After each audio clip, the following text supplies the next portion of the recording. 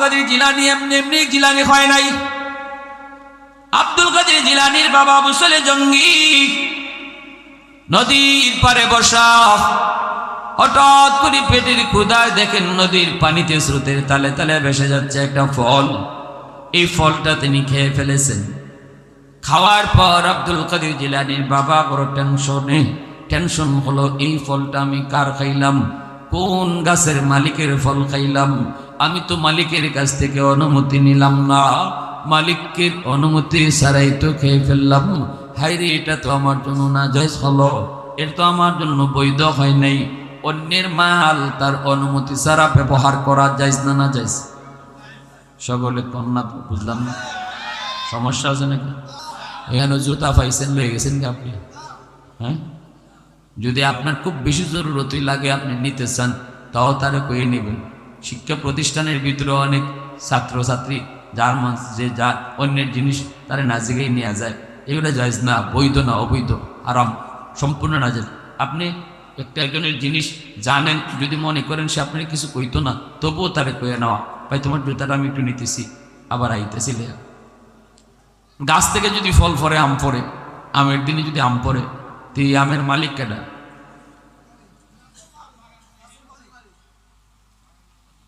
বাগানের মালিক নেই নাকি? আপনাদের এলাকার ফটো হইল যে গিয়া দৌড় দিয়ে আগে লইতে পারে?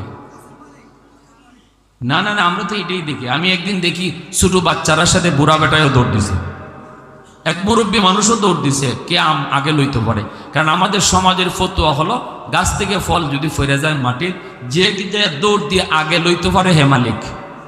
কিন্তু এটা কিতাবের ফতোয়া না, এটা হইলো আমাকে ফতোয়া, ঠিক না? নি আমাদের ফতোয়া। আর কিতাবের ফতোয়া হলো, গাছ থেকে ফল পড়ার পরেও এই ফলের মালিক বাগানের মালিকই থাকে, গাছের মালিকই থাকে। যদি আপনি ফল পাইয়া থাকেন, আম পান, তো এই আমটা মালিকের বাড়িতে নিয়ে যাবেন, যাই বলবেন চাচা আপনার গাছের একটা আম পড়ছে, নেন আপনি আমটা নিয়ে যান, দিয়ে আসবেন। আমের গাছের মালিক সে কিন্তু এই আমটা যদি মানুষের বাচ্চা হয় সে রাখবে না, সে বলবে আল্লাহ কত আম কতজনে খায় রে বাবা, আর তুমি এটা ভেবে নিয়ে আসছো আমার কাছে অনুমতি নেওয়ার জন্য বা আমার বাড়িতে দেওয়ার, তুমি নিয়ে খাও। যখন মালিককে কইব না বাবা আমার নিতে হবে না, তুমি যখন পাইছো আমি অনুমতি দিলাম, তুমি যা খাও, তখন আপনার জন্য এটা বৈধ, হালাল। তখন আপনার জন্য এটা কি বৈধ, এটা আপনার জন্য হালাল। এই আম খাইয়া যে রক্ত হবে, এই রক্ত কথা কইব, নামাজ পড়বেন মজা লাগবো, কোরআন তেলাওয়াত করবেন মজা পাবেন, শেষে জিকির করবেন মজা পাবেন। আর হারাম টাকা খাইয়া আর একজনের মাল ভক্ষণ কইরা শরীরে রক্ত বানাইয়া আর শরীর মোটা তাজা কইরা শেষ সাইতে তাহাজ্জুদের সময় যদি উইটা টিনের চালের নিচে ইল্লাল্লাহ জিকির করে জুম্মুর ডাকান, তাও আল্লাহ খুশি হবে না। কারণ আপনার গায়ে রক্ত হারাম রক্ত, কবুল হবে না। কবুল হওয়ার জন্য, ইবাদত কবুল হওয়ার জন্য শর্ত হলো হালাল খানা। ইবাদত কবুল হওয়ার জন্য শর্ত কি? হালাল খানা। সুদ ঘরে ঢুকানো যাবে না, ঘুষ ঘরে ঢুকানো যাবে না, চিটারি বাটপারি করে মানুষের টাকা আনা যাবে না। যদি আপনি আপনার সন্তানকে হারাম টাকা দিয়ে লালন পালন করেন, এই সন্তান দুনিয়াতে আসছিল আল্লাহর ওলি হইয়া, কিন্তু আপনি হারাম খাওয়াইয়া তার উলায়ত বুজুর্গি নষ্ট করেছেন। হাসরে মাঠে এই সন্তান আল্লাহর দরবারে বাপমার বিরুদ্ধে মামলা দিয়ে খুব, আল্লাহ আমি তো হারাম খাওয়ার নিয়তে দুনিয়াতে আইছি না, আমি তো হারাম চিহ্নে আসি নাই, হালাল চিহ্নে এসেছি।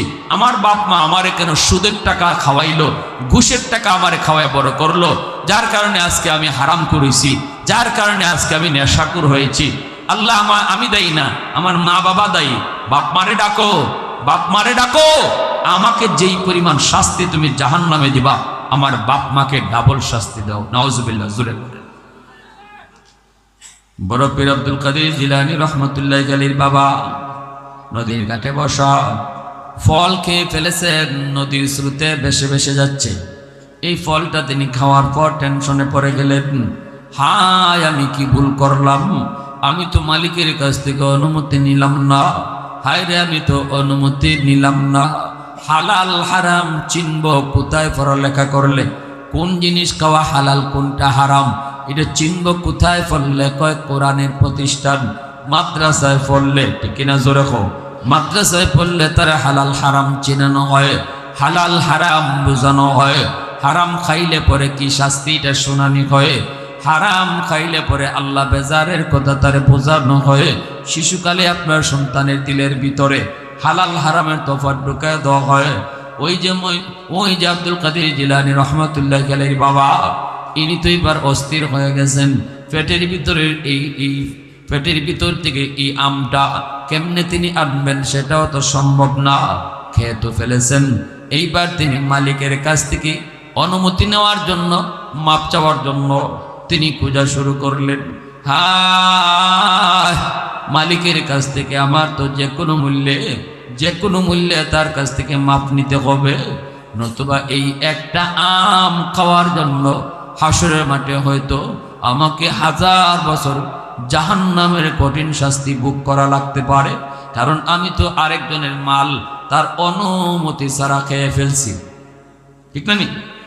খুঁজতে খুঁজতে তিনি পেয়ে গেলেন বাগান। ওই বাগানের মালিকের কাছে যা বলতেছেন, চাচা আমি তো আপনার বাগানের একটা ফল খেয়ে ফেলেছি, নদীর স্রোতে ভেসে ভেসে যায়, এই ফলটা আমি খেয়ে ফেলেছিলাম পেটের ক্ষুধায়। এবার তো আমি অস্থির হয়ে গেছি, আমি তো আপনার কাছ থেকে অনুমতি ছাড়া ফল খেয়ে ফেলেছি। যদিও পানির স্রোতে ফল ভেসে যায়, তবুও তুই ফলের মালিক আপনি, কারণ গাছের মালিক হলেন আপনি। ঠিক কিনা? গাছের মালিক যে, ফলের মালিকও সে। ফলের মালিকও এই ফলন যত দূরে যাক, ততক্ষণ পর্যন্ত সে অনুমতির সাথে না দিবে, ততক্ষণ পর্যন্ত এই ফলে কেউ হাত দিতে পারবে না। মালিক কয়, যুবক বাড়ি কয়? বাড়ি এখান থেকে প্রায় 5 মাইল দূর। এ যুবক, কও কি তুমি এত দূর থেকে একটা ফলের মাপ নেওয়ার জন্য তুমি এখানে আসছো? বলে হ। কেন? কই আমি আল্লাহর জাহান্নামের আযাবকে বড় ভয় পাই। আল্লাহু আকবার। আমি জাহান্নামের আযাবকে বড় ভয় পাই, এজন্য আপনাকে যে এসেছি, যদি দয়া করে আপনি আমারে মাফ করে দেন। এই কথা বলতেই বাগানের মালিক মনে মনে খুশি, কারণ সে তার উপযুক্ত একটা মেয়ে আছে, কোনো সন্তান নেই, একটা মাত্র মেয়ে। মেয়েটা বড় দিনদার, বড় আল্লাহওয়ালি, ফর্দার বাহিরে কোনোদিন যায় না, বেপরদায় চলে না, পরপুরুষের সাথে কথা নাই, পরপুরুষের দেখাও না, সর্বক্ষণ আল্লাহ পাকের ধ্যানে থাকে। এমন দিনদার নেককার একটা মেয়ে আছে মালিকের। কিন্তু মালিক এই উপযুক্ত মেয়েটার জন্য একটা উপযুক্ত পাত্র খুঁজতেছে, যেই পাত্রটাও হবে মেয়ের মতো বড় দিনদার, বড় আল্লাহওয়ালা, কিন্তু পায় না। আল্লাহর কাছে শুধু চায়, এমন চাওয়া চাইছে আল্লাহ পাক উপযুক্ত পাত্র তার ঘরে পাঠিয়ে দিছে। খুঁজ জেগে বার করতে হয় নাই তার ঘরে। মালিক কয়, ঠিক আছে বাবা, তুমি এখানে একটু দাঁড়াও, আমি ভিতর থেকে আসি। যাইয়া নিজের বিবির ডাক দিয়া কই, বিবি, আমাদের উপযুক্ত মেয়ের জন্য নেককার একটা ছেলে তুমি আল্লাহর কাছে কান্দা কান্দা চাইছো, আমিও চাইছি। আল্লাহ আমাদের ডাক মনে হয় কবুল করে ফেলেছেন। আল্লাহ আমাদের জন্য উপযুক্ত একটা ছেলে আল্লাহ আমাদের ঘরে পাঠিয়ে দিছে গো বিবি। বিবি কয়, কেমনে? কয়, এমনে এমনে ঘটনা। সাথে সাথে বিবি কয়, তাড়াতাড়ি রশি দিয়া বান্ধ। ঠিক না? বিদায় করা যাবে না, হাতছাড়া করা যাবে না, এই ছেলেই দরকার, তাড়াতাড়ি আটকাও। মালিক আয়েশা বলতেছে, যুবক, ও যুবক, আমি এই ফলের মাপ দিমু না, আমার ফল তুমি ফেরত দাও। কয়, ফল ফেরত দিমু কেমনে? টাকা দেন গা। টাকা? মালিক কয়, আমি টাকাও চাই না, মাফও দিমু না, যেটা আমার ফল এটা ফেরত দাও। কয়, চাচা এটা তো আমার ফেটে গেছে, পেট থেকে আমি আইনা দিমু কেমনে? কয়, না, কোনো উপায় নাই, এটা ছাড়া কোনো পথ নাই। তখনই আব্দুল কাদের জিলানীর আব্বা আবু সালে জঙ্গি কয়, তাহলে চাচা এইটা ছাড়া, এই প্রস্তাবটা ছাড়া অন্য যা কইবেন আমি তা রাজি, কারণ এটা তো আর সম্ভব না, কারণ পেটে চলে গেছে, পেট থেকে ফল দিমু কি কইরা, এটা ছাড়া আপনি যা কইবেন তা রাজি। তখনই মালিকে কয়, সত্যি কইছো? বলে হ। কয়, তাহলে আমার মেয়েকে তুমি বিয়া করবানি? আমার একটা মেয়ে আছে উপযুক্ত, বিয়ে করবানি? তখনই তিনি বলেন, ইনশাল্লাহ আমি বিয়ে করব। মালিক কয়, বিয়ে তো করবা, কিন্তু আমার মেয়ের অনেক সমস্যা আছে। সমস্যা? মালিকের উদ্দেশ্য হলো আল্লাহর ভয়ে সে এই আল্লাহর ভয়েই শুধুই প্রস্তাবে রাজি হয়েছে, নাকি আমার সম্পদের লোভে রাজি হয়েছে? এটা পরীক্ষা করার জন্য মালিক একটু মিথ্যা কথা কইতেছেন। মালিক বলতেছে আমার মেয়েটা অন্ধ, অন্ধ, দুনো চোখ অন্ধ, মেয়েটা দেখে না, তুমি রাজি নি? আব্দুল কাদের জিলানীর আব্বা বলতেছেন, চাচা গো, ৬০-৭০ বছরে হায়াতের জীবন অন্ধ বউ নিয়ে কাটায় দিমু, তবুও ১ সেকেন্ডের জন্য জাহান্নামের আযাব আমি সইতে রাজি না। ৬০-৭০ বছর হায়াত এমনি না এমনি কেটে যাবে, অন্ধ বউ নিয়ে যদি সংসার কাটাইতে হয় তাও রাজি, জাহান্নামের শাস্তি ভোগ করতে রাজি না। আর আমরা তো আল্লাহর কাছ থেকে চাই নেই, আল্লাহ দুনিয়াতে সুখ দিলাও, লাগলে তুমি জাহান্নামে আযাবে ভোগ করে লিও, ফেরাউনের মতো। আল্লাহ রাসূল সাল্লাল্লাহু আলাইহি ওয়াসাল্লাম বলেন, কুল্লু মাউলুদিন ইউলাদু আলাল ফিতরা, সকল সন্তান মার গর্ভ থেকে দুনিয়াতে যখন আসে তখন সে আল্লাহর মারিফত লইয়া, আল্লাহর পরিচিতি লইয়া দুনিয়াতে আগমন করে। যেইভাবে মঈনুদ্দিন চিশতি, আব্দুল কাদের জিলানী আল্লাহকে চিনেন, জানেন, রসুল বলেন আমার আপনার সন্তানও দুনিয়াতে আসার সময় এইভাবেই আল্লাহর ওলি হয়ে দুনিয়াতে আসে। সুবহানাল্লাহ। এই বাচ্চারা তোমরা কোন কথা কইলেই চলে যেতে হবে, বসা যাবে না, লড়লেই এখান থেকে উঠতে হবে। দুনিয়াতে যখন আগমন করে আমাদের বাচ্চাগুলি, তখন রসুল বলেন এরা আল্লাহর ওলি হয়ে আসে। সুবহানাল্লাহ। ফাআবাওয়াহু ইউহাব্বিদানিহি আও ইউনাসসিরানিহি আও ইউমাজ্জিসানিহি, রসুল বলেন তার মা বাবা তার ইহুদি বানায়, বাপ মা তার নাসারা বানায়, বাপ মা তার মুশরিক বানায়। আল্লাহ রসুল মা বাপরে দোষ দিছেন, মা বাবা হাতে দইরা মুশরিক বানায়, ইহুদি বানায় এমন না। মা বাবার ভুল সিদ্ধান্তের কারণে সন্তান বেফতে বেলাইনে চলে যায়, এটা আল্লাহ রসুল বুঝাইছেন। কথাটা আমি কই নাই, নবীজি কইছেন। আল্লাহ নবীর কওয়ার মধ্যে কোনো সন্দেহ আছে? মা বাবার ভুল সিদ্ধান্তের কারণে সন্তান বেনামাজি হয়, সন্তান মদখুর হয়, সন্তান নেশাকুর হয়, সন্তান হারামখুর হয়। এই যে বিষয়গুলো আল্লাহ রসুল বলছেন বাপ মার কারণে। কেন বলছেন? কি জন্য বলছেন? মা বাবা কি করছে? সন্তান তো দুনিয়াতে আসছিল আল্লাহর ওলি হইয়া, এইবার ঘরে আইসেই তার মারে, তার বাবারে সর্বপ্রথম সে দেখছে। এই মা, এই বাবা হলো তার জীবনের প্রথম শিক্ষক, উস্তাদ। আর ঘর হইল তার জীবনের প্রথম মাদ্রাসা। আমার সন্তানের জন্য মা বাপ তার জীবনের প্রথম উস্তাদ, আর ঘর তার জীবনের প্রথম মাদ্রাসা। এই ঘরে সে তার বাপ মার কাছ থেকে যা দেখবে, যা শুনবে, এই শোনা এবং দেখাটা তার মেমোরিতে সে রেকর্ড করবে।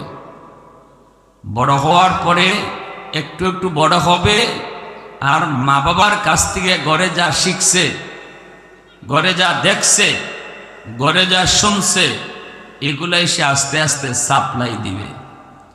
এখন বাপ মার ভুল সিদ্ধান্ত কোনগুলি? ঘরের পরিবেশে টেলিভিশন চালানো বাপ মার ভুল সিদ্ধান্ত। কারণ সন্তান তো আল্লাহর ওলি হয়ে আসছে। আমার সন্তান টেলিভিশন দেখায় অভ্যস্ত না। আমার সন্তান আল্লাহর মারিফত কলিজায় নিয়ে দুনিয়াতে আসছে।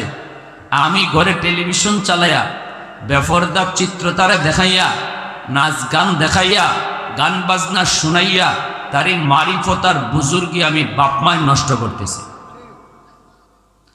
এর পরে এই ঘরের ভিতরে আমার সন্তান দেখতেছে মা নামাজ পড়ে না, বাবা নামাজ পড়ে না, মা পর্দা করেন না, বাবা পর্দা করেন না, মা বেপরদায় চলেন, মাথায় কাপড় দেন না, পরপুরুষের সাথে কথা বলেন।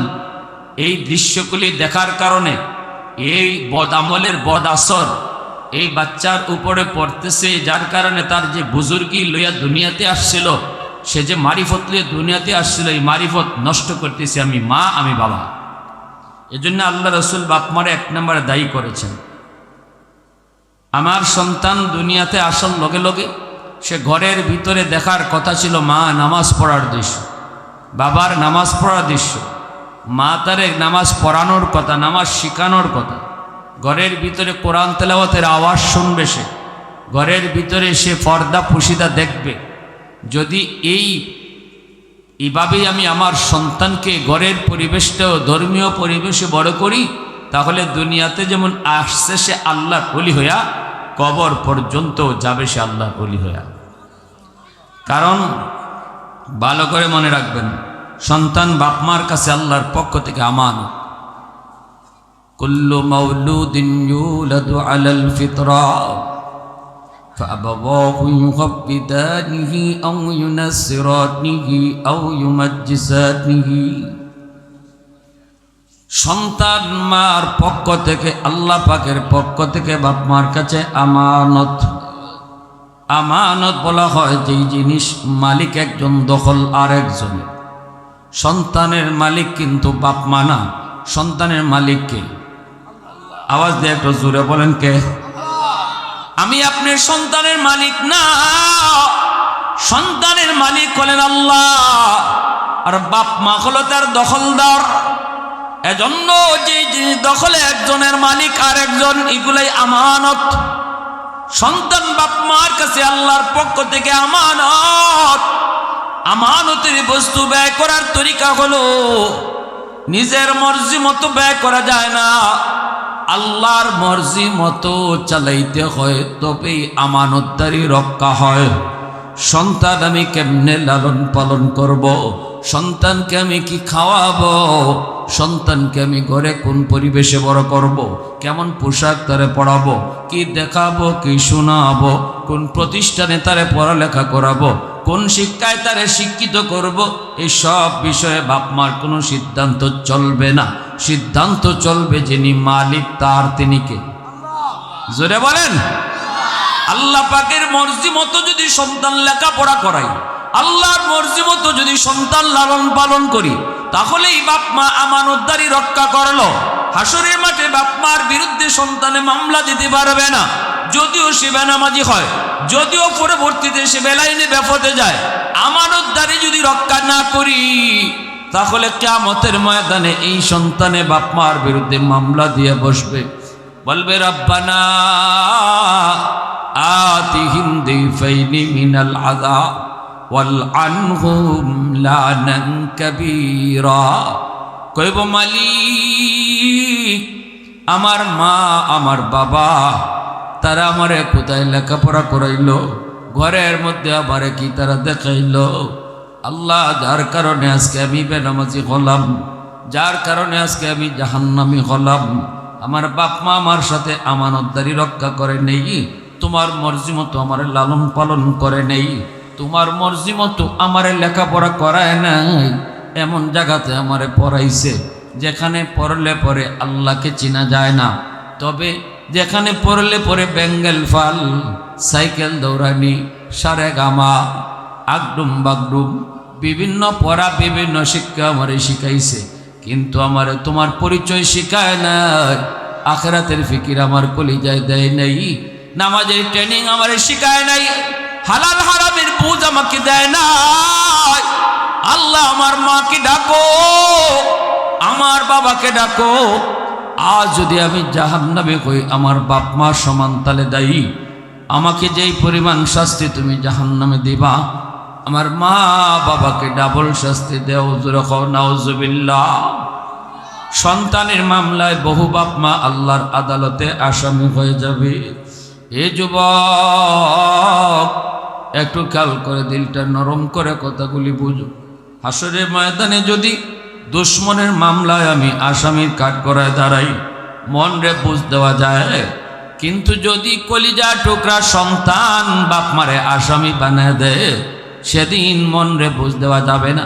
কারণ সন্তানের কারণে দিনকে রাত বানাইছি, সন্তানের কারণে নিজের রক্ত পানি করেছি, যেই সন্তানের কারণে লক্ষ লক্ষ টাকা ব্যয় করেছি, নিজের সকল স্বপ্ন কোরবানি দিয়েছি, সন্তানকে নিয়ে এই স্বপ্ন দেখেছি, ওই সন্তানই হাসরের ময়দানে বাপমার বিরুদ্ধে মামলা দিয়ে আসামি বানাবে যদি সন্তান লালন পালন শিক্ষা দীক্ষা আল্লাহর মর্জি মতো করা না হয়। কারণ সন্তানের মালিক বাপমা না, মালিককে আল্লাহ। আর সন্তান হলো বাপমার কাছে আমানত, আমানতের বস্তু, মালিকের মর্জি মতো ব্যয় করতে হয়। ফ্যাক্টরির মালিক ম্যানেজারের কাছে 1 লক্ষ টাকা যদি আমানত রাখে, ম্যানেজার কি এই টাকা নিজের ইচ্ছা মতো ব্যয় করতে পারবো? মালিকে যেভাবে কয় এইভাবেই ব্যয় করা লাগবে। যদি একটা টাকাও ম্যানেজার নিজের ইচ্ছা মতো ব্যয় করে তবেই আমানতে খেয়ানত হবে। ঠিক কিনা জোরে বলে? আমানতে খেয়ানত। ভাইরা আমার, এজন্য বলি মাদ্রাসা শিক্ষার এত প্রয়োজন, কোরআনী শিক্ষার এত প্রয়োজন। কারণ আমার সন্তান ডাক্তার হবে, ইঞ্জিনিয়ার হবে, বড় কথা না। আমার সন্তানের মূল পরিচয় হলো সে মুসলমানের সন্তান। এজন্য তারে মুসলমানি শিখাও। মুসলমানি শিক্ষার সাথে সাথে সে ডাক্তার হবে, মুসলমানি শিক্ষা করার সাথে সাথে সে ইঞ্জিনিয়ার হবে, মুসলমানি সাথে লইয়া সে প্রফেসর হবে, মুসলমানি সাথে লইয়া সে পাইলট হবে। আর যদি মুসলমানি ভুলে যায় তাহলে মূল ভুলে যাবে। মূল যে ভুলে যায় সে সব হারায় ফেলে। ঠিক কিনা জোরে কও? মুসলমানি হলো মূল। মূল যদি হারায় যায় সব কিছু হারায় যায়। আর মূল যে ধরে রাখে সে লাইনের উপরে থাকে। আজকে শহীদ উসমান হাদি ঢাকা ইউনিভার্সিটিতে পড়ালেখা কইরাও আল্লাহর কাছেও প্রিয়, মানুষের কাছেও তো দামি। কারণ কি? কারণ হলো ভার্সিটিতে পড়লেও সে তার মূল কখনো ভুলে নাই। মূল হলো সে মুসলমানের সন্তান, এজন্য মুসলমানই কখনো ভুলে নাই। কলেজে পড়া অসুবিধা নাই, ভার্সিটিতে পড়া অসুবিধা নাই, ডাক্তার হও অসুবিধা নাই, ইঞ্জিনিয়ার হও তুমি অসুবিধা নাই, কিন্তু মূল ভুলে যেও না। মূল যদি ভুলে যাও পথ হারা হয়ে যাবে। মূল যদি সাথে রাখো সব জায়গায় তুমি দাম পাবে, সব জায়গায় তুমি সম্মানী হবে। ঠিক কিনা জোরে রাখো? এজন্য ভাইরা বন্ধুরা, মুসলমানি হলো মূল। আল্লাহ পাক রব্বুল আলামিন কয় আর রহমান আল্লামাল কুরআন খালাকাল ইনসান। আল্লাহ বলে রহমান হচ্ছেন তিনি যিনি কোরআন শিক্ষা দিয়েছেন, মানুষ সৃষ্টি করেছেন। এতে করে আল্লাহ বুঝাইলেন কোরআনের শিক্ষা যার জীবনে আছে আল্লাহ তারে মানুষ কইতে রাজি।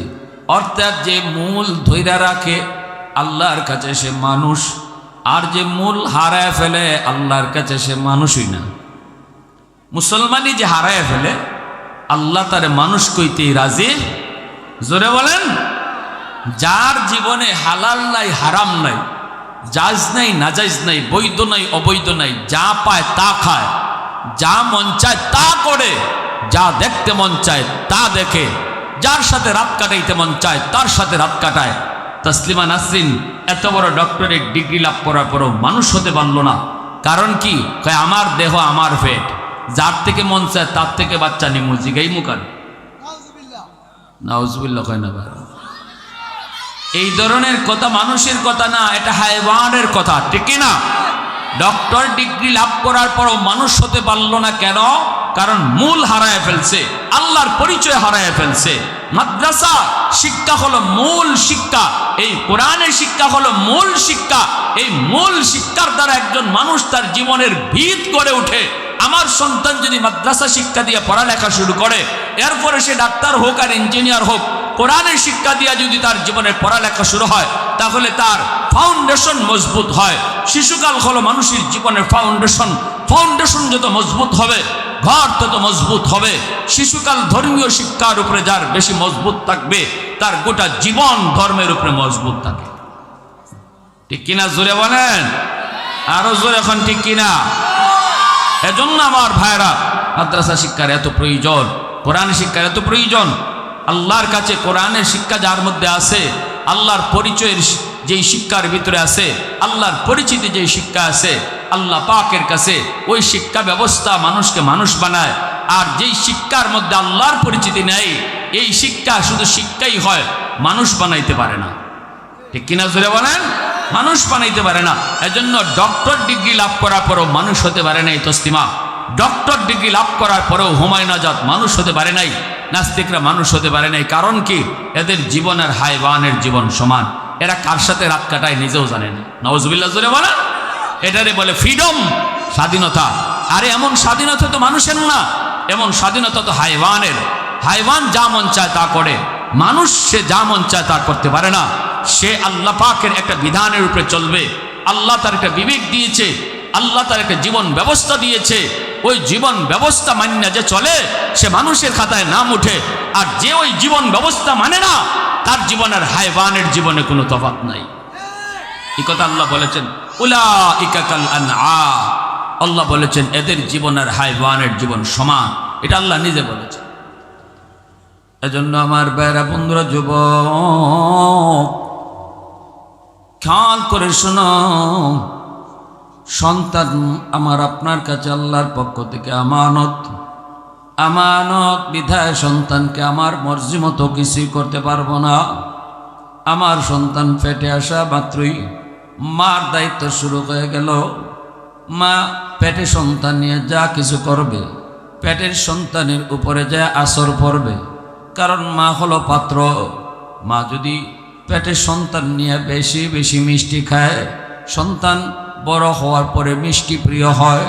পেটের সন্তান নিয়ে যদি মা বেশি বেশি টক খায়, সন্তান বড় হওয়ার পরে টক প্রিয় হয়। পেটের সন্তান নিয়ে যদি মা বেশি বেশি ঘুমায়, সন্তান বড় হওয়ার পরে অলস হয়। পেটের সন্তান নিয়ে যদি মা ঘরে টুকটাক কাম কাজ করে, এই সন্তান বড় হওয়ার পরে কর্মঠ হয়। পেটের সন্তান নিয়ে যদি মায় গান শুনে, সন্তান বড় হওয়ার পরে গায়ক হয়। আর পেটের সন্তান নিয়ে যদি মা বেশি বেশি কোরআন তেলাওয়াত করে, এই সন্তান অল্প দিনে হাফেজে কোরআন হয়। মা হলো পাত্র। পাত্রের আসর জিনিসের উপরে যা পড়বেই। তরকারির পাতিলে যদি চা জাল দিলে চা জাল হয়ে যায়। ঠিক কিনা জোরে? আপনাদের নোয়াখালীতে তরকারি পাতিলে চা জাল দেননি? হ্যাঁ,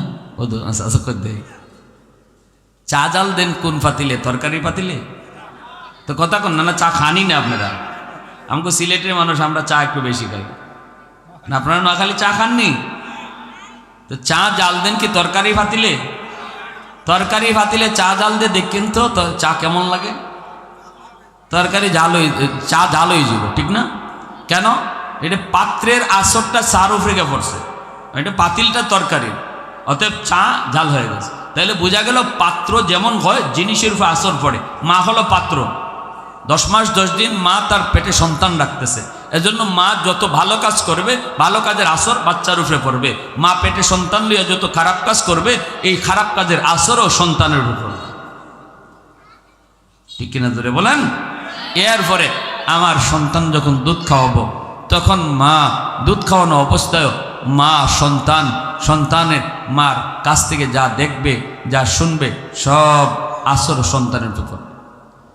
এজন্যই খাজা কুতুবউদ্দিন বখতিয়ার কাকি রহমতুল্লাহ আলাইহি ভারতবর্ষের বহুত বড় আল্লাহর একজন ওলি খাজা মঈনুদ্দিন চিশতি রহমতুল্লাহ আলাইহির সুযোগ্য সাকরেদ আল্লাহর ওলি খাজা কুতুবউদ্দিন বখতিয়ার কাকি রহমতুল্লাহ আলাইহি। ইনি যখন ছোট্ট, তখন মা উস্তাদের কাছে নিয়ে গেলেন সন্তানকে মুসলমানি শিখাবেন। যা বলতেছেন, উস্তাদজি আমার কুতুবউদ্দিনকে আপনি আলী পা শিখাইয়া দেন। উস্তাদ বলে, বাবা কুতুবউদ্দিন পর আলী পা তাসা। কিন্তু ছোট্ট বাবু কুতুবউদ্দিন বলতেছে, না গো উস্তাদজি, আলী বা নয়, আলিফ লাম মিম যালিকাল কিতাবু লা রাইবা ফীহ। আল্লাহর কোরআনের 15 পারা উস্তাদের সামনে এক বসায় হিফজ শোনায় দিছে। আওয়াজ দিয়ে এখন সুবহানাল্লাহ। 1-2 পারা নয়, 15 পারা হিফজ শোনায় দিল। এইবার উস্তাদ অবাক। উস্তাদ কই, বাবা কুতুবুদ্দিন, তোমার মা কইল এক কথা, তুমি করলা আরেক কথা, কেমনে কি হলো বুঝি নাই।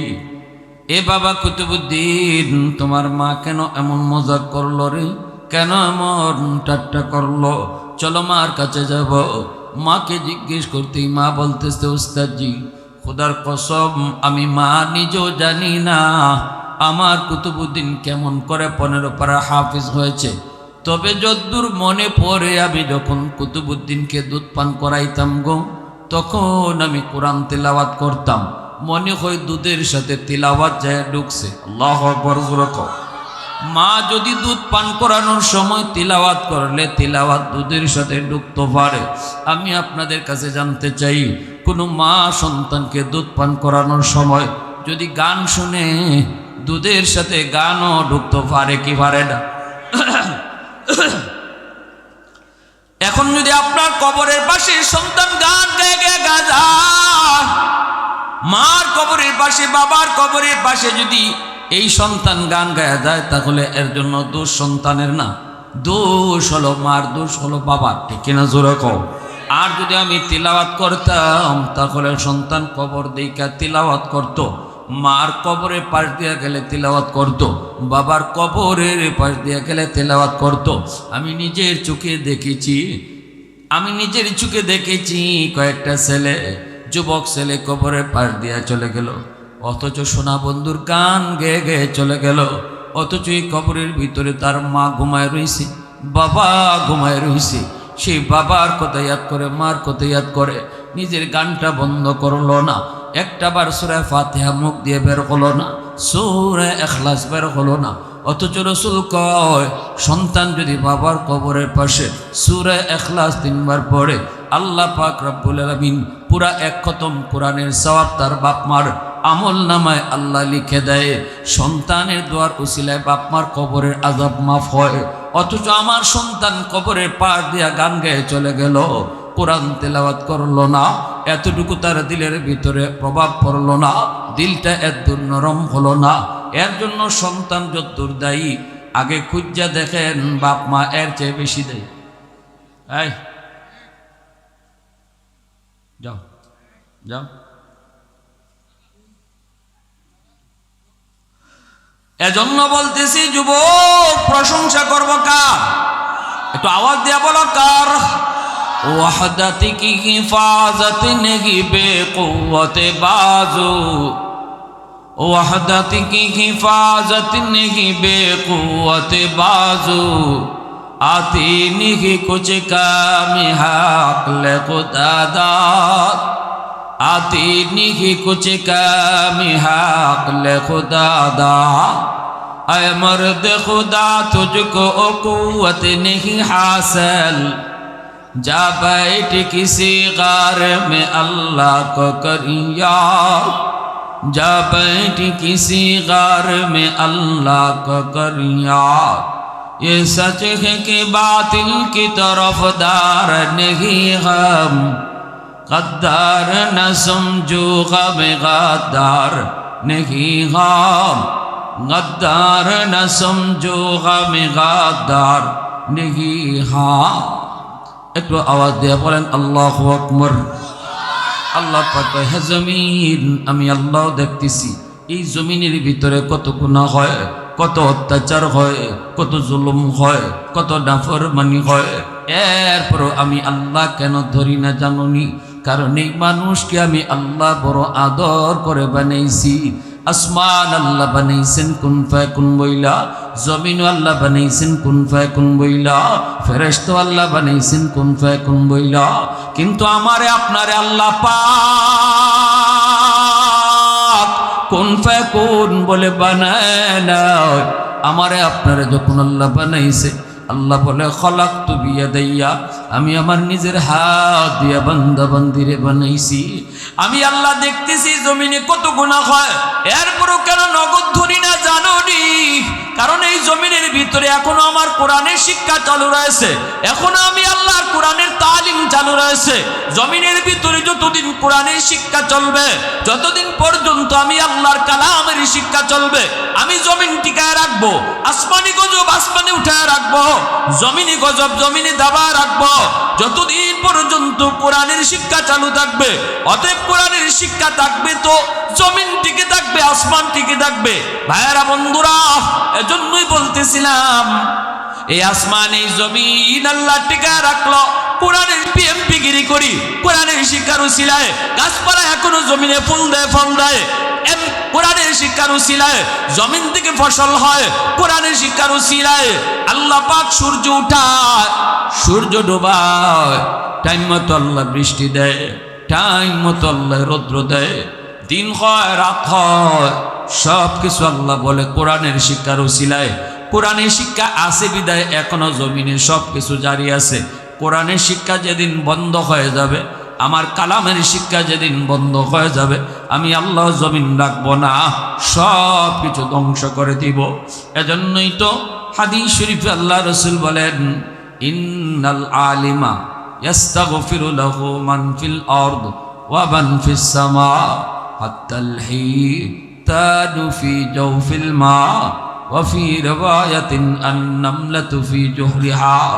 আল্লাহ রাসূল বলেন, জাননি উম্মতের দল, তোমরা যদিও আলেম ওলামার কদর বুঝো না, তোমরা যদিও মাদ্রাসার কদর জানো না, তোমরা যদিও হাফেজে কোরআনের মূল্য বুঝো না, আসমান জমিনের ভিতরে আর যত মাখলুক আছে, রাসূল বলতেছেন গর্তের ফিফরা বলো, পানির নিচের মাছ বলো, আর জঙ্গলের বাঘ বলো, ভাল্লুক বলো, ওরা সবাই মাদ্রাসার কদর জানে, আলেম ওলামার সম্মান বুঝে। এই জমিন আল্লাহ কাদের উসিলায় টেকায় রাখছে, এটা তোমরা মানুষ না বুঝলেও পিঁপড়ায় বুঝে, বাঘে বুঝে, ভাল্লুকে বুঝে, পানির নিচের মাছেও বুঝে। এজন্যই রাসূল বলেন, পিপিলিকায় দোয়া করে, বাঘ ভাল্লুকে দোয়া করে, গাছের পাতায় দোয়া করে, পানির নিচের মাছ দোয়া করে, আল্লাহ উলামায়ে কেরামের হায়াত তুমি বাড়ায় দাও, মাদ্রাসার সংখ্যা তুমি দিন দিন বাড়াও, হাফেজে কোরআনের সংখ্যা তুমি বাড়াও, হাফেজে কোরআনের হায়াত তুমি বাড়াও।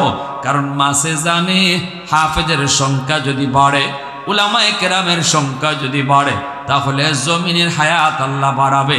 আর জমিনের হায়াত যদি বাড়ে, আমি মাছ অটো দুনিয়াতে বেঁচে থাকার সুযোগ পাবো, আমি পিঁপড়া দুনিয়াতে বেঁচে থাকার সুযোগ পাবো। আর যদি উলামায়ে কেরাম না থাকে, হাফেজে কোরআন না থাকে, মাদ্রাসা শিক্ষা যদি না থাকে, আল্লাহ তো জমিন ধ্বংস করে দিবে।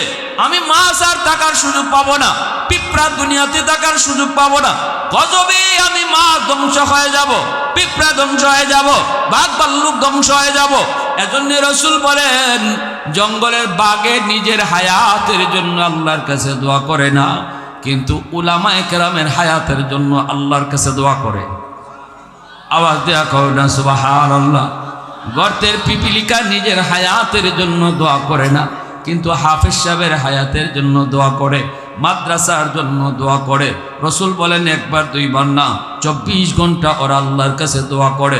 কারণ রাসূল বলেন, তোমরা মানুষ বুঝো না কার উসিলায় আল্লাহ জমিন টিকায় রাখলো, কিন্তু অন্য সকল প্রাণী তারা বুঝে বিদায় দোয়া করে। সুবহানাল্লাহ। এজন্যই রে ভাই, আমি মেম্বার সাহেব মেম্বারি করি, যদি করার ইচ্ছা থাকে তাহলে মাদ্রাসা টিকায় রাখা লাগবে। চেয়ারম্যান সাহেব চেয়ারম্যানই করার ইচ্ছা থাকলে মাদ্রাসা টিকায় রাখতে হবে। এমপি সাহেব এমপিগিরি করার চিন্তা করলে মাদ্রাসা টিকায় রাখতে হবে। কারণ মাদ্রাসা টিকে থাকলে আল্লাহ তোমাকে চেয়ারে বসার সুযোগ দিবে, ঠিক কিনা জোরে বলেন? এজন্য কার উসিলায় আল্লাহ জমিন টিকায় রাখছে এটা বুঝতে হবে আগে। রাসূল বলেন, তোমরা মানুষ যদি নাও বুঝো, আসমান জমিনের আর যত মাখলুক আছে ওরা টিকি বুঝে বিদায় আল্লাহর কাছে তারা সব সময় দোয়া করে। প্রশংসা করব কার? একটু আওয়াজ দিয়ে এখন কার? আলহামদুলিমান কাদ্দারা খাইরান ওয়া কাবালা, আলহামদুলিমান কাদ্দারা খাইরান ওয়া কাবালা, ওয়া শুকরু লিমান সাওয়ারা হুসনান ওয়া জামালা, ফারদুন সামাদুন আন সিফাতিন খালকি বারিউন, রব্বুন আযালিয়্যুন খালাকাল খালকা কামালা, লা যিদ্দা ওয়ালা নিদ্দা ওয়ালা হাদ্দা লিমাওলা, লা জিদ্দা ওয়ালা নিদ্দা ওয়ালা হাদ্দা লিমাওলা আল আনা কামা কানা ওয়ালাম ইয়ালকা যাওয়ালা আল আনা কামা কানা ওয়ালাম ইয়ালকা যাওয়ালা। মুসলমানের আওয়াজ এখন আল্লাহু আকবার।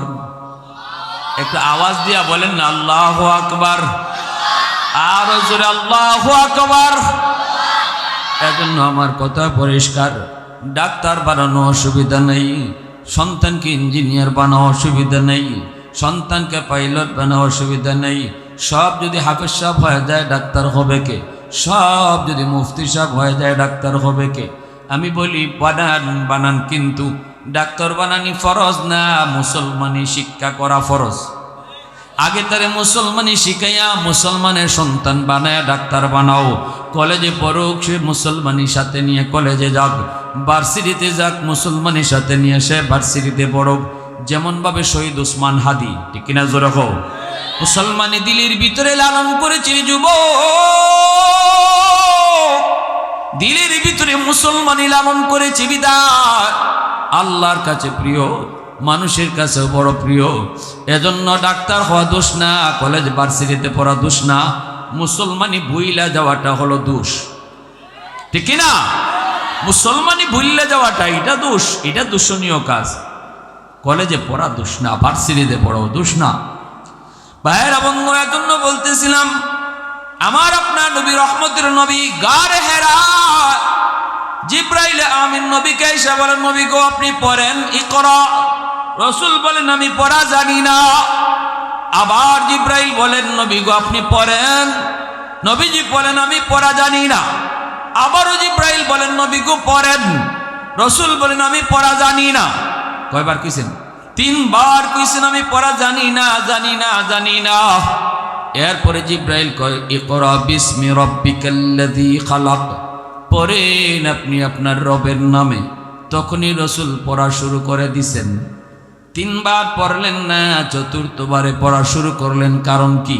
কারণ হলো প্রথম 3 বার জিব্রাইল শুধু কইছেন পড়েন পড়েন পড়েন, কিন্তু কার নামে পড়বেন সেই নামটা জিব্রাইল কয় নাই। রসুল বুঝিয়ে দিলেন, জিব্রাইল আমার আল্লাহর নাম ছাড়া কোনো পড়া আমি পড়তে রাজি না, আমার আল্লাহর পরিচয় ছাড়া কোনো পড়ালেখা হইতে পারে না। এই শিক্ষা দ্বারা শিক্ষায় কোনোদিন মানুষ বানাইতে পারে না। আল্লাহর পরিচয় যেই শিক্ষায় নাই, ওই শিক্ষা দ্বারা সন্তান মানুষ হতে পারে না।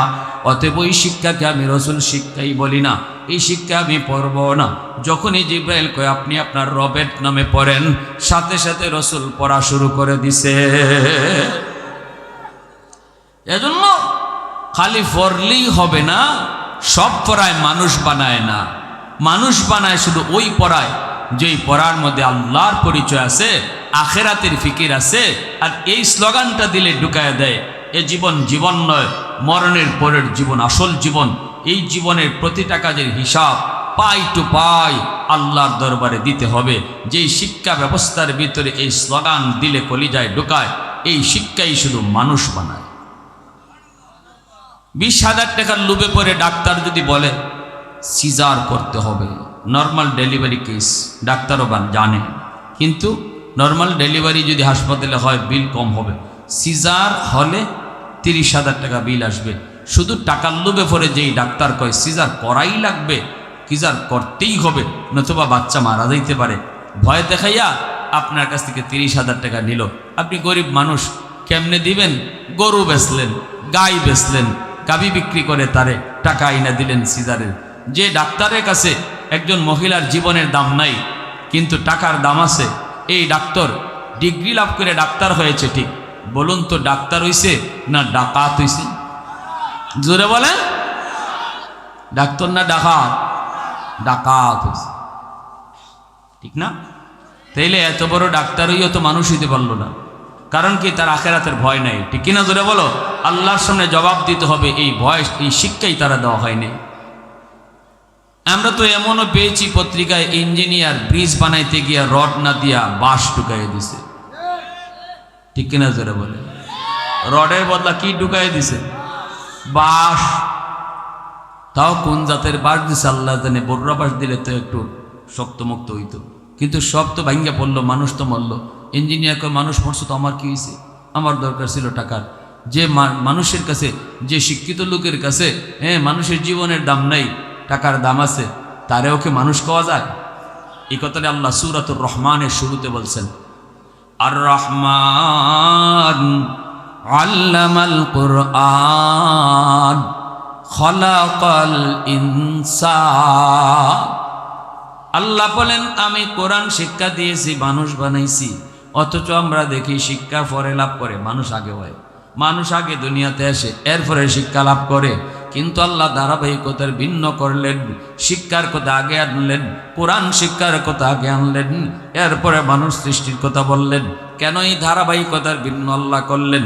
প্রতিটা তাফসীরের কিতাবের ভিতরে জবাব দিয়েছেন।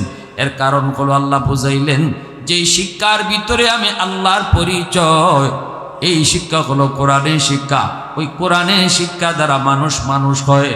আমি আল্লাহর পরিচয়ের যেই শিক্ষা ব্যবস্থায় নাই, এই শিক্ষার দ্বারা তোমাদের কাছে সে ডাক্তার হয়, কিন্তু আমি আল্লাহর কাছে মানুষ হইতে পারে না। তোমাদের কাছে সে বহুত বড় ডক্টর, কিন্তু আমি আল্লাহর কাছে মানুষের খাতায় নামই নেই, মানুষের খাতাই নাম নাই। এজন্য আল্লাহ বলে হাতে পায়ে মানুষ দেখা গেলেই মানুষ হয় না। মুরগির বাচ্চা জন্ম নিলে মুরগি হয়, মানুষের বাচ্চা জন্ম নিলে মানুষ হয় না, তার মানুষ বানাইতে হয়। আর মানুষ বানানোর শিক্ষা বলেছেন আল্লাহ নিজে, কোরআনের শিক্ষা। ঠিক না জোরে বলেন? এজন্য কোরআনের শিক্ষা হলে আপনার মূল শিখায় দেয়, মূল ধরায় দেয়, মূলের উপরে মজবুত রাখে। আপনি এই মূলটা সাথে লইয়া এরপরে আপনি যেখানে খুশি সেখানে যান। কোরআনের শিক্ষা দিলের ভিতরে লইয়া এরপরে আপনি যে সেক্টরে যান সেখানে যান, আপনি সব জায়গায় মানুষের পরিচয় দিবেন, আদর্শ মানুষের পরিচয় দিবেন। ভাইরা বন্ধুরা, এবার এজন্য বলতেছিলাম, মনে রাখবা বাপ মার দায়িত্ব আছে অনেক। মা বাবা হলো সন্তানের জীবনের প্রথম উস্তাদ, ঘর হলো তার জীবনের প্রথম মাদ্রাসা। এজন্য মা যদি নামাজি হয়, দেখবেন সন্তান নিজেও নামাজ পড়া শিখে। মা যদি পর্দা করে, মাথায় কাপড় দেয়, দেখবেন শিশু বাচ্চারা সে নিজেও মাথায় কাপড় দেওয়া শিখে, হয় না? মা যদি নামাজে দাঁড়ায়, অবশ্য শিশু বাচ্চারা মার সাথে নামাজে দাঁড়ায় যায়, কেউ ডাক দিতে হয়, ডাক দেওয়া শিখে। ওই দেখে দেখে সে নামাজ শিখতেছে। আমার সন্তান আসছে দুনিয়াতে আল্লাহর ওলি হইয়া, এখন সে ঘরের পরিবেশ চায় নামাজের, সে চায় ঘরের পরিবেশ কোরআন তেলাওয়াতের, সে চায় ঘরের পরিবেশ পর্দা পুশিদার। সে এটা চায় না যে আমার আম্মা টেলিভিশন দেখুক আর নাচ গান চলুক আর বেফরদা নাইস আমিও দেখি, আম্মায় দেখেন। এইটা দেখার মানসিকতা নিয়ে আমার বাচ্চা দুনিয়াতে আসে নাই। দুনিয়াতে আসছে সে আব্দুল কাদের জিলানী, মঈনুদ্দিন চিশতির মতো আল্লাহর ওলি হইয়া। এই কথাটা আল্লাহ রসুল বলেছেন। জোরে বলেন সুবহানাল্লাহ। রসুল বলেছেন এই কথা, যে আমার সন্তান ওই চিন্তা চেতনা দুনিয়াতে আসছে যে চিন্তা চেতনা মঈনুদ্দিন চিশতি, আব্দুল কাদের জিলানী। আব্দুল কাদের জিলানী এমনি এমনি জিলানী হয় নাই। আব্দুল কাদের জিলানীর বাবা আবু সলে জঙ্গি নদীর পারে বসা, হঠাৎ করে পেটের ক্ষুধায় দেখেন নদীর পানিতে স্রোতের তালে তালে ভেসে যাচ্ছে একটা ফল। এই ফলটা তিনি খেয়ে ফেলেছেন। খাওয়ার পর আব্দুল কাদের জিলানীর বাবা বড় টেনশন হলো, এই ফলটা আমি কার খাইলাম, কোন গাছের মালিকের ফল খাইলাম? আমি তো মালিকের কাছ থেকে অনুমতি নিলাম না, মালিকের অনুমতি ছাড়াই তো খেয়ে ফেললাম। হায়রে, এটা তো আমার জন্য নাজায়েজ হলো, এর তো আমার জন্য বৈধ হয় নাই। অন্যের মাল তার অনুমতি ছাড়া ব্যবহার করা যায়জ না নাজায়েজ? সকলে কন্যা তো বুঝলাম না, সমস্যা আছে নাকি? এখানে জুতা পাইছেন, লয়ে গেছেন কি আপনি? হ্যাঁ, যদি আপনার খুব বেশি জরুরতই লাগে, আপনি নিতে চান, তাও তারে কয়ে নেবেন। শিক্ষা প্রতিষ্ঠানের ভিতরে অনেক ছাত্রছাত্রী যার মন যে যা অন্যের জিনিস তারা নাজিকেই নেওয়া যায়, এগুলো জায়েজ না, বৈধ না, অবৈধ, হারাম, সম্পূর্ণ নাজায়েজ। আপনি একজনের জিনিস জানেন, যদি মনে করেন সে আপনার কিছু কইতো না, তবুও তারে কয়ে নেওয়া, ভাই তোমার জুতাটা আমি একটু নিতেছি, আবার আইতেছি লইয়া। গাছ থেকে যদি ফল পরে, আম পরে, আমের দিনে যদি আম পরে, তো এই আমের মালিক কেডা?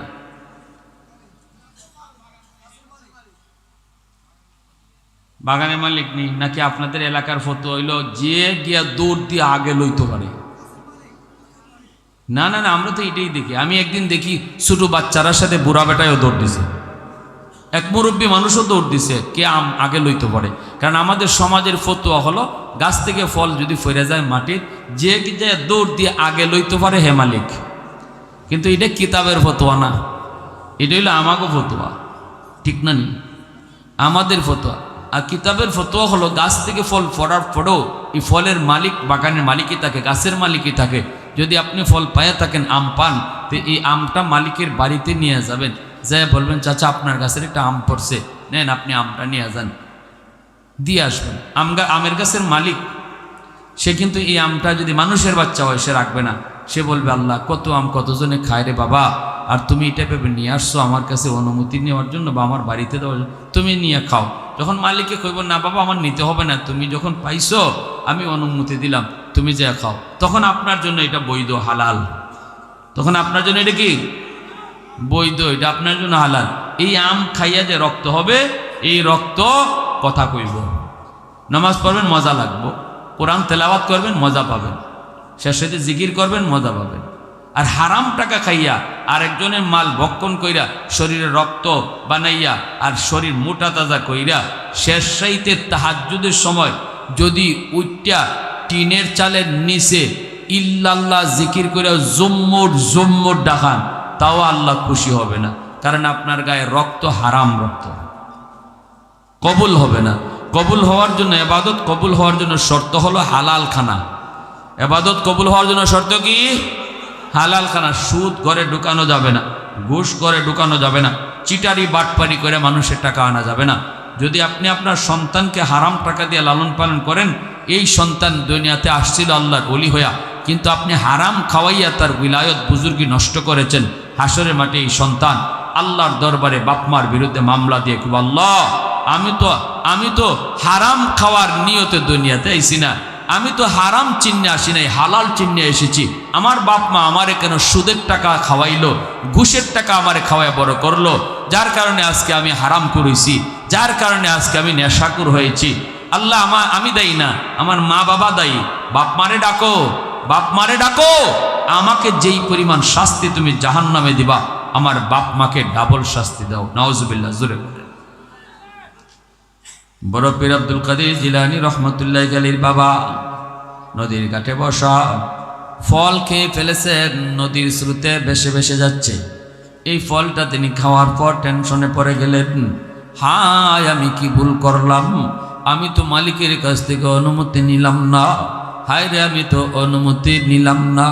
হালাল হারাম চিনব কোথায় পড়ালেখা করলে, কোন জিনিস খাওয়া হালাল কোনটা হারাম, এটা চিনব কোথায় পড়লে? কয় কোরআনের প্রতিষ্ঠান মাদ্রাসায় পড়লে, ঠিক কিনা জোরে কও, মাদ্রাসায় পড়লে তারা হালাল হারাম চেনানো হয়, হালাল হারাম বোঝানো হয়। হারাম খাইলে পরে কি শাস্তি, এটা শুনানি হয়। হারাম খাইলে পরে আল্লাহ বেজারের কথা তারে বোঝানো হয়। শিশুকালে আপনার সন্তানের দিলের ভিতরে হালাল হারামের তফাৎ ঢুকায় দেওয়া হয়। ওই যে আব্দুল কাদের জিলানী রহমতুল্লাহ আলাইহির বাবা, ইনি তো এবার অস্থির হয়ে গেছেন। পেটের ভিতরে এই পেটের ভিতর থেকে এই আমটা কেমনে তিনি আনবেন, সেটাও তো সম্ভব না, খেয়ে তো ফেলেছেন। এইবার তিনি মালিকের কাছ থেকে অনুমতি নেওয়ার জন্য, মাপ চাওয়ার জন্য তিনি খোঁজা শুরু করলেন। হ্যাঁ, মালিকের কাছ থেকে আমার তো যে কোনো মূল্যে তার কাছ থেকে মাপ নিতে হবে, নতুবা এই একটা আম খাওয়ার জন্য হাসরের মাঠে হয়তো আমাকে 1000 বছর জাহান্নামের কঠিন শাস্তি ভোগ করা লাগতে পারে, কারণ আমি তো আরেকজনের মাল তার অনুমতি ছাড়া খেয়ে ফেলছি, ঠিক না নি? খুঁজতে খুঁজতে তিনি পেয়ে গেলেন বাগান। ওই বাগানের মালিকের কাছে যা বলতেছেন, চাচা আমি তো আপনার বাগানের একটা ফল খেয়ে ফেলেছি, নদীর স্রোতে ভেসে ভেসে যায়, এই ফলটা আমি খেয়ে ফেলেছিলাম পেটের ক্ষুধায়, এবার তো আমি অস্থির হয়ে গেছি, আমি তো আপনার কাছ থেকে অনুমতি ছাড়া ফল খেয়ে ফেলেছি। যদিও পানির স্রোতে ফল ভেসে যায়, তবু তুই ফলের মালিক আপনি, কারণ গাছের মালিক হলেন আপনি, ঠিক কিনা? গাছের মালিক যে, ফলের মালিকও সে, ফলের মালিকও। এই ফলন যত দূরে যাক, যতক্ষণ পর্যন্ত সে অনুমতির সাথে না দিবে, ততক্ষণ পর্যন্ত এই ফলে কেউ হাত দিতে পারবে না। মালিক কয়, যুবক বাড়ি কয়? বাড়ি এখান থেকে প্রায় 5 মাইল দূর। যুবক কও কি তুমি? এত দূর থেকে একটা ফলের মাপ নেওয়ার জন্য তুমি এখানে আসছো বলে হ কেন? কই আমি আল্লাহর জাহান্নামের আযাবকে বড় ভয় পাই। আল্লাহু আকবার। আমি জাহান্নামের আযাবকে বড় ভয় পাই, এজন্য আপনাকে যে এসেছি, যদি দয়া করে আপনি আমারে মাফ করে দেন। এই কথা বলতেই বাগানের মালিক মনে মনে খুশি, কারণ সে তার উপযুক্ত একটা মেয়ে আছে, কোনো সন্তান নাই, একটা মাত্র মেয়ে। মেয়েটা বড় দিনদার, বড় আল্লাহওয়ালি, ফর্দার বাহিরে কোনোদিন যায় না, বেপরদায় চলে না, পরপুরুষের সাথে কথা নাই, পরপুরুষকে দেখাও না, সর্বক্ষণ আল্লাহ পাকের ধ্যানে থাকে। এমন দিনদার নেককার একটা মেয়ে আছে মালিকের। কিন্তু মালিক এই উপযুক্ত মেয়েটার জন্য একটা উপযুক্ত পাত্র খুঁজতেছে, যেই পাত্রটাও হবে মেয়ের মতো বড় দিনদার, বড় আল্লাহওয়ালা, কিন্তু পায় না। আল্লাহর কাছে শুধু চায়, এমন চাওয়া চাইছে আল্লাহ পাক উপযুক্ত পাত্র তার ঘরে পাঠিয়ে দিছে। খুঁজ জেগে বার করতে হয় নেই তার ঘরে। মালিক কয়, ঠিক আছে বাবা, তুমি এখানে একটু দাঁড়াও, আমি ভিতর থেকে আসি। যাইয়া নিজের বিবির ডাক দেয়া কই, বিবি, আমাদের উপযুক্ত মেয়ের জন্য নেককার একটা ছেলে তুমিও আল্লাহর কাছে কান্দা কান্দা চাইছো, আমিও চাইছি। আল্লাহ আমাদের ডাক মনে হয় কবুল করে ফেলেছেন। আল্লাহ আমাদের জন্য উপযুক্ত একটা ছেলে আল্লাহ আমাদের ঘরে পাঠিয়ে দিছে গো বিবি। বিবি কয় কেমনে? কয় এমনে এমনে ঘটনা। সাথে সাথে বিবি কয় তাড়াতাড়ি রশি দিয়া বান্ধ। ঠিক না? বিদায় করা যাবে না, হাতছাড়া করা যাবে না, এই ছেলেই দরকার, তাড়াতাড়ি আটকাও। মালিক আয়েশা বলতেছে, যুবক, ও যুবক, আমি এই ফলের মাপ দিমু না, আমার ফল তুমি ফেরত দাও। কয় ফল ফেরত দিমু কেমনে? টাকা দেন গা। টাকা? মালিক কয় আমি টাকাও চাই না, মাফও দিমু না, যেটা আমার ফল এটা ফেরত দাও। কয় চাচা, এটা তো আমার ফেটে গেছে, পেট থেকে আমি আইনা দিমু কেমনে? কয় না, কোনো উপায় নাই, এটা ছাড়া কোনো পথ নাই। তখনই আব্দুল কাদের জিলানীর আব্বা আবু সালে জঙ্গি কয়, তাহলে চাচা এইটা ছাড়া, এই প্রস্তাবটা ছাড়া অন্য যা কইবেন আমি তা রাজি, কারণ এটা তো আর সম্ভব না, কারণ পেটে চলে গেছে, পেট থেকে ফল দিমু কি কইরা, এটা ছাড়া আপনি যা কইবেন তা রাজি। তখনই মালিকে কয়, সত্যি কইছো বলে? হ। কয় তাহলে আমার মেয়েকে তুমি বিয়া করবানি?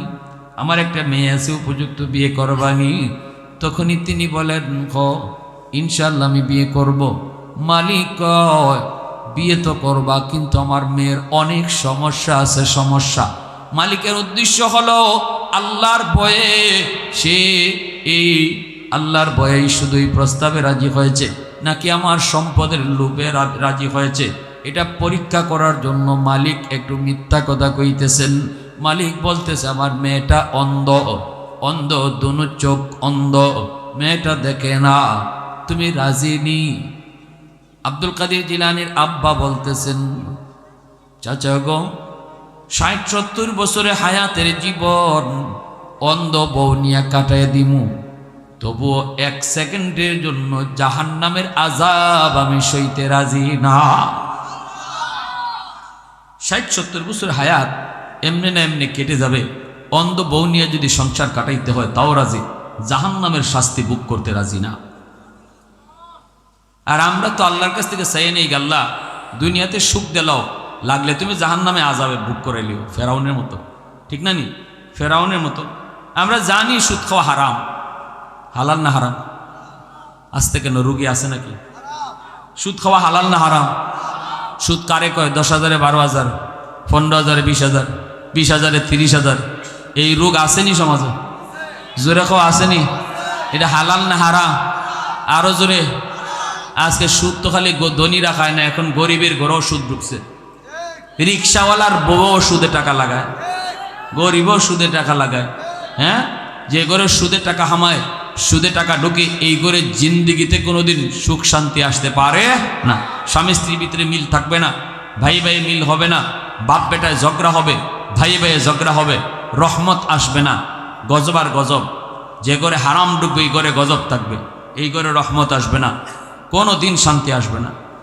ভাইয়ের আমার, আমরা চাই নি আল্লাহ সুদ খাওয়া হারাম জানছি তো, হুজুরা কইছে, তারপরও খাইলাই, এতে যদি আমাকে তুমি জাহান্নামের শাস্তি দিও। ফেরাউনে যেমন কইতো, আল্লাহ আমি তো জানি আমি কেমন ক্ষুধা, তুমিও জানো আমি কেমন ক্ষুধা, এরপরও মানুষ আমারে যখন ক্ষুধা কয় তখন আমার খুব ভাল লাগে, আমার মনটা খুশি হয়ে যায়। আল্লাহ আমার একটু ক্ষুধা খাওয়ার সুযোগ দিও তুমি। ফেরাউনে একা একা জঙ্গলে গিয়ে আল্লাহর কাছে এই কথা কইতো, আল্লাহ আমারে তুমি একটু ক্ষুধা খাওয়ার সুযোগ দিয়া দেও না, তোমার ক্ষুধায় কি কমে যাইব? আমারে মানুষে ক্ষুধা কইলে আমার মনটা বড় খুশি হয়, আর এতে যদি আমারে তুমি জাহান্নামে আগুনে জ্বালানি লাগে তে জ্বালাইও, জাহান্নামের আগুনে জ্বালাই দিও, তাও আমারে ক্ষুধা খাওয়ার সুযোগ দাও। নওয়াজুবিল্লাহ জুড়ে বলেন। কত বড় ডাকার চিন্তা করছেন? আমাদের হালত তো এইরকম, আমরা জানি না কোনটা। সুদ খাওয়া হারাম জানি, ঘুষ খাওয়া হারাম জানি, বেপরদায় চলে হারাম জানি, ঠিক কিনা? জানার পরেও করতেছি না। তার মানে এটা তো বোঝা যায় এমন যে আল্লাহ কইরালাই আমার ভাল লাগতেছে না, হারামটাই আমি খাই, এতে যদি আমারে তুমি জাহান্নামে জ্বালাইতে হয় জ্বালাইও। কিন্তু আব্দুল কাদের জিলানীর বাবা ইনি কয় 60 বছরের হায়াত, 70 বছর হায়াতের জীবন অন্ধ বিবিনিয়া যদি সংসার চালাই দিতে হয় আমি পারমু। বউ হয়তো আমারে খাওয়াইতে আসছিল রান্নাবান্না করে, কিন্তু আমি তারে খাওয়ানি লাগবে রান্নাবান্না করে, অসুবিধা নাই, তাও আমি রাজি, তবে 1 সেকেন্ডের জন্য জাহান্নামের আযাব ভোগ করতে রাজি না। এইবার বাগানের মালিক বলতেছে, বাজান আরো কিছু সমস্যা আছে। বলে কি? আমার মেয়েটা দুটা পা লুলা, হাঁটতে পারে না। ইনি বলতেছে তাও আমি রাজি। আল্লাহু আকবার জোরে কও। এরপরে বলতেছে আমার মেয়েটা বুবা, কথা বলতে পারে না, তোমাকে যে একটু ডাক দিয়া কইব স্বামী গো আমার একটু পানি খাওয়াও, এতটুকু না, কও তুমি বিয়ে করবানি? তখনও তিনি কয় আমি তাও রাজি, কারণ আমি আমার আল্লাহর আযাব রে বড় ভয় পাই। একটা ফল খাই নিছি, জানি না এই ফলটার কারণে আল্লাহ আমার কি শাস্তি দিবে, ওই শাস্তিটার আমি ডরাই। এতে করে যদি আমার অন্ধ বউ নিয়ে সংসার করতে হয়, লুলা আতুর বউ নিয়ে সংসার করতে হয়, বুবা বউ নিয়ে সংসার করতে হয়, তাও আমি রাজি। আল্লাহু আকবার।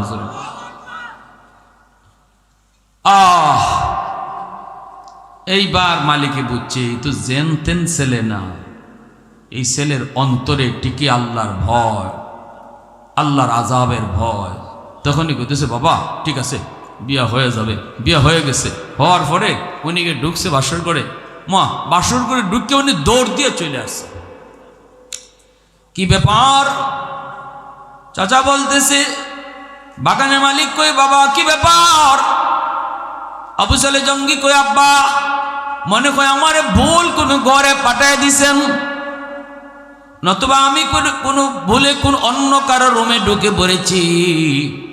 এইবার শ্বশুর বলতেছে কেন তোমার এমন মনে হয়?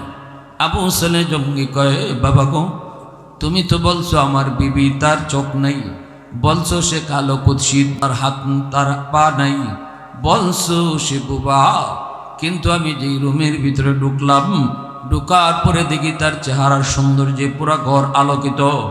ঢুকা মাত্রই দেখি সে আমার দিকে তাকাইয়া আসসালামু আলাইকুম ওয়া রাহমাতুল্লাহ কয়। তুমি বললা চোখ নেই, কিন্তু দেখলাম বড় বড় ডাগর ডাগর চোখ। তুমি বলছো কথা বলতে পারে না, অথচ আমার এত সুন্দর করে সালাম দিল। ও বাবা, এজন্য আমি বলতেছি মনে হয় আমি ভুলে অন্য কারো রুমে ঢুকে পড়েছি, অন্য কারো ঘরে ঢুকে পড়েছি, নতুবা আপনারা কোনো ভুল করেছেন। তখনই শ্বশুর মুচকি হাসি দিয়া কয় বাজান রে, ও বাজান তুমিও ভুল করো নাই, আমরাও ভুল করি নেই। যারে তুমি বাসর করে দেখেছ সেই হলো তোমার স্ত্রী। তাহলে অন্ধ কই, বুবা কই, আতুর কোথায়? অন্ধ বলেছি কারণ আমার মেয়েটা জীবনে কোনোদিন বেগানা পুরুষ দেখে নাই। আল্লাহু আকবার। এজন্য বলেছি তার চোখ নাই, জীবনে কোনোদিন বেগানা পুরুষের সাথে কথা কয় নাই। এজন্য বলেছি সে বুবা, কথা কইতে পারে না, জীবনে কোনোদিন পর্দার বাহিরে যায় নাই। এজন্য বলেছি সে হাঁটতে পারে না, লুলা। ভাইরা বন্ধুরা এবার বলেন, এমন একজন বাবা, এমন একজন মা, এই বাপ মার গর্ভ থেকেই আল্লাহ পাক জগৎ বিখ্যাত ওলি, ওলিদের ওলি, ওলিদের সর্দার আব্দুল কাদের জিলানী জন্ম দিয়েছে। এত বড় আব্দুল কাদের জিলানী দুনিয়াতে এসে কোন বাপ মার গর্ভ থেকে ওই মা বাবার কাহিনীটা শোনাইলাম। আজও আব্দুল কাদের জিলানী আসবে, আজও মঈনুদ্দিন চিশতি আসবে। নবী আসার দরজা বন্ধ, ওলি আল্লাহ আসার দরজা আল্লাহ বন্ধ করে নেয়। আপনার সন্তানই আব্দুল কাদের হবে, আপনার সন্তানই মঈনুদ্দিন চিশতি হবে। যদি আমি আমার সন্তানের বাবা জিলানির বাবার মতো বাবা হতে পারি, চিশতির মার মতো মা হতে পারি। চিশতির মা কইছিল, বাবা প্রথম দিনই তোমার চেহারা দেখে 90,000 হিন্দু কালেমা পড়ে মুসলমান হয়েছে।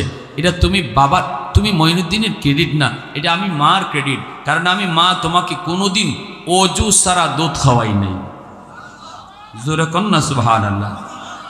তাহলে দিন শিখলে, দিনই পরিবেশে আমার মেয়ে ফললে, আমার ছেলে ফললে, তখন তো বুঝবে যে সন্তান কীভাবে চিশতি হয়, সন্তান কীভাবে আব্দুল কাদের জিলানী হয়। আর যদি এগুলা না পড়ি, দিন না বুঝি, দিন না বুঝাই, তাহলে হাদি হবে না, খুনি ফয়সল হবে।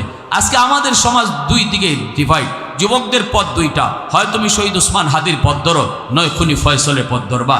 খুনি ফয়সলের বাপমা হতে চাও নাকি শহীদ ওসমান হাদির বাপমা হতে চাও? শহীদ ওসমান হাদির বাপমা হলে অলঙ্কিত হবে দুনিয়াতেও, মানুষের কাছেও তুমি প্রশংসিত হবে। আর খুনি ফয়সলে বাপমা হলে কলঙ্কিত হবে দুনিয়াতেও। অতএব সন্তানকে তুমি দিন